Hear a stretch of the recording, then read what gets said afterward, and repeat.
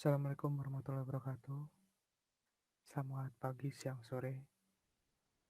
Nama saya Sultan Rajal Medani, NPM 190-330-163. Kali ini saya akan menjelaskan presentasi di mata kuliah Mesin dan Rancang Bangun Peralatan yang berjudul Mesin Extruder, Single Screw Extruder dan aplikasinya di industri pangan. Ekstrusi dapat didefinisikan sebagai proses di mana bahan makanan yang basah, bertepung atau starchy, dan berprotein terplastisasi melalui cetakan dengan kombinasi kelembapan, tekanan, panas, dan gesekan mekanis. Proses ekstruksi ini adalah proses yang bersifat kontinu atau berkelanjutan yang efektif dalam menggabungkan beberapa partikel menjadi suatu produk yang unik. Ekstruksi menggunakan screw extruder dibagi menjadi dua, yaitu single screw extruder yang akan saya jelaskan dan multi screw extruder. Keuntungan menggunakan screw extruder ini yaitu harganya relatif murah dan desainnya yang sederhana. Lalu ada prinsip single screw extruder. Single screw extruder berisi skrup atau screw yang berputar di dalam barrel, di mana skru ini berputar dengan kecepatan yang konstan dan memiliki variasi pola. Terdapat 3 bagian di dalam mesin extruder ini. Yang pertama ada feed section atau feeding zone, yaitu terus ada kneading zone, zona pengulanan atau transition section, dan metering section. Bahan baku diumpankan atau dimasukkan melalui hopper yang terletak di atas skrup ini, berputar membawa bahan ke bagian kneading atau transisi section. Nah, di bagian transisi, saluran ulir menjadi lebih dangkal.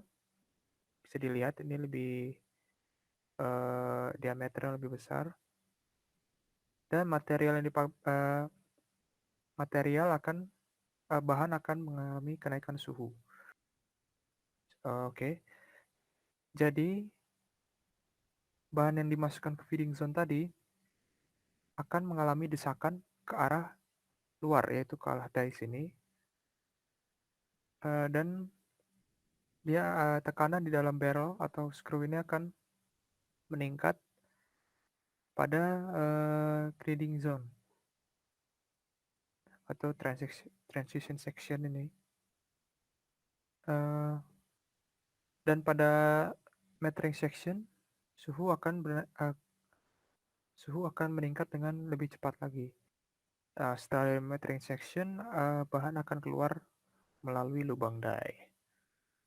Yang dimana setelah keluar dari lubang die ini, karena terjadi penurunan tekanan, produk akan mengembang dan suhu akan berkurang, menurun. Kemudian ada bagian-bagian dari single screw extruder. Yang pertama adalah umpan. Umpan untuk mesin extruder berbentuk granular seperti ini, yang disalurkan melalui feed hopper menuju extruder. Umumnya material disalurkan menuju mesin extruder dengan memanfaatkan gravitasi. Tapi ada juga yang pada hopper ini, maaf, ini maksud saya hopper. Hopper ini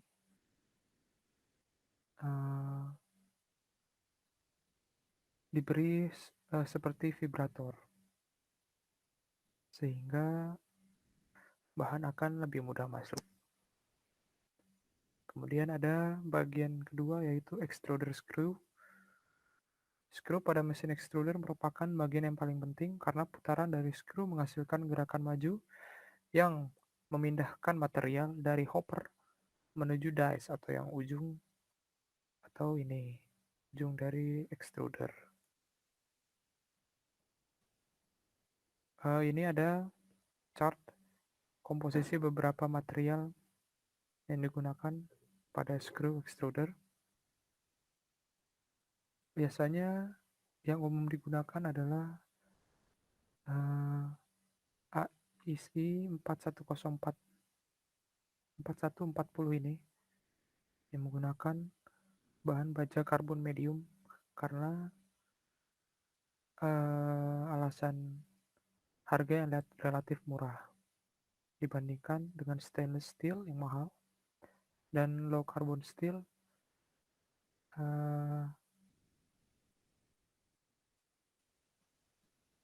yang bahannya kurang bagus. Kemudian ada barrel. Sebentar. Di sini ada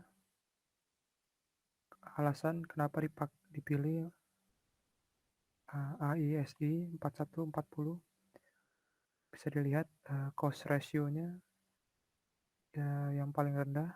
Alasan utamanya adalah karena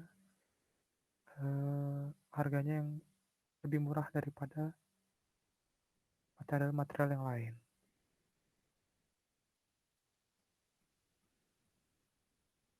Oke. Kemudian ada barrel atau sleeves.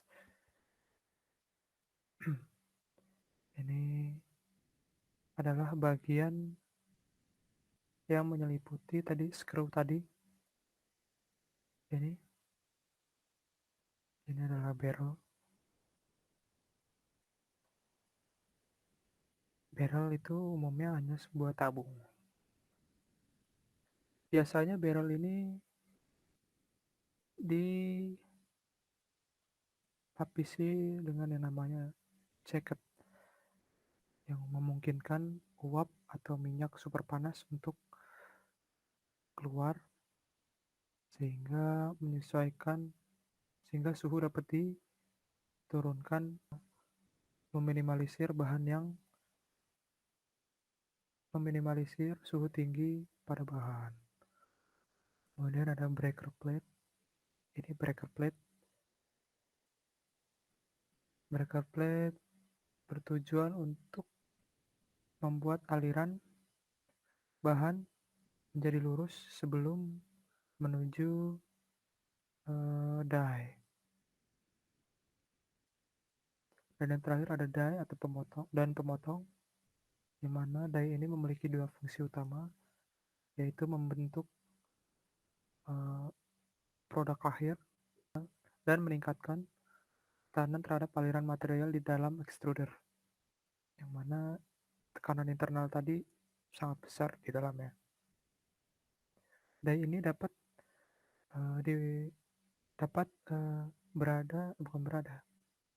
ditemukan dengan berbagai macam desain dan jumlah lubang. Dan mekanisme pemotongan harus menghasilkan produk akhir yang dengan ukuran yang seragam. Yang mana ukuran tersebut ditentukan oleh kecepatan pemotongan, kecepatan pisau pemotong, dan pisau ini bisa berada dalam posisi vertikal atau horizontal. Kemudian ada metode ekstrusi yang dibagi menjadi dua, hot extrusion dan cold extrusion. Hot extrusion ini memungkinkan bahan yang dimasukkan itu mengalami peningkatan suhu. Jadi umumnya hot extrusion ini digunakan pada bahan-bahan seperti pakan hewan dan lain-lain. Kemudian ada cold extrusion, di mana kebalikan dengan dari hot extrusion, Ini adonan dicampur dengan lembut tanpa pemanasan langsung. Contohnya adalah pasta. Kemudian ada aplikasi di industri pangan. Ekstruksi makanan adalah bentuk ekstruksi yang digunakan dalam pengolahan makanan di mana satu set bahan mentah dicampur melalui lubang atau die dengan desain khusus untuk makanan. Kemudian dipotong dengan ukuran tertentu dengan pisau atau cut, alat pemotong tadi di die ya. Teknologi ekstruksi diterapkan dalam industri pengolahan makanan untuk produksi makanan seperti untuk konsumsi manusia, pakan hewan peliharaan, dan sebagai bahan tambahan by product atau sisa-sisa makanan. Berdasarkan kecepatan putaran dari skru, ini bisa dibagi menjadi 3. Yang pertama ada high shear yang memberikan tekanan dan suhu yang tinggi. Biasa digunakan untuk memproduksi snack atau breakfast cereal. Kemudian ada medium shear, ini menghasilkan tekanan dan suhu yang sedang. Biasa digunakan untuk pakan hewan peliharaan. Dan terakhir ada kecepatan rendah atau low shear untuk produk-produk yang tidak menggunakan pemanfaatan pemasakan atau suhu tinggi seperti pasta, permen karet, dan produk-produk yang menggunakan daging. Di sini ada tabel, bisa dilihat suhu pada extruder high shear mencapai 149 derajat Celcius yang memungkinkan proses pemasakan bahan dalam extruder jadi dimasak. Sedangkan yang low hanya 52 derajat Celcius. Dan terakhir ada aplikasinya seperti sereal sarapan, di mana sereal ini dibagi menjadi 2 jenis, yaitu sereal dingin dan sereal panas siap santap atau yang seperti ini, komersil. Kemudian ada daging analog, itu daging-dagingan biasa terbuat dari protein kedelai yang digunakan, dan ada pakan hewan ternak, hewan peliharaan, di mana dibagi lagi. Kalau untuk pakan hewan seperti anjing dan kucing, ini menggunakan ekstruksi yang hot atau sedang, karena produk akhirnya berupa pakan yang kering. Dan terakhir ada bahan tambahan produk makanan sampingan atau byproduct, di mana berbagai macam makanan ekstruksi telah dikembangkan menggunakan produk sampingan dari industri makanan, dan bahan-bahan ini secara alami mempengaruhi tekstur, fungsional, sensorik, fisik, dan nutrisi produk.